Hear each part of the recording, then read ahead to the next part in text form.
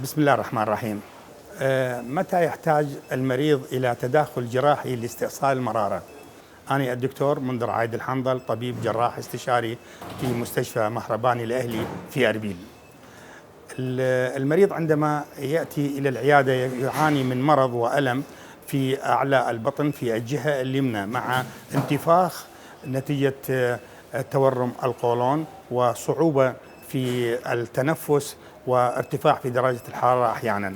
بعد أن نجري له التحاليل اللازمة من ضمنها السونر والفحوصات الأخرى في الدم، إذا اكتشفنا عنده الحالة الثانية يحتاج المريض إلى عملية. أولا إذا كان هنالك حصو موجود بالمرارة وخاصة الحصى صغيرة الحجم خوفا من أن تنزل إلى قناة الصفراء، أو عند زوائد لحمية في داخل المرارة مثل هاي العملية اللي اشتغلناها هسه قبل شوية وراح نعطيكم الفيديوهات مالتها، أو إذا اشتباه ورم يعني بالمرارة أو انتفاخ.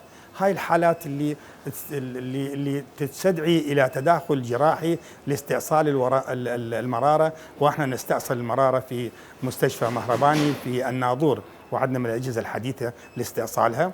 وبعد هاي ندز المرارة والمحتويات مالتها للفحص النسيجي، وبناء على نتيجة الفحص النسيجي يأخذ المريض العلاج اللازم. شكرا جزيلا.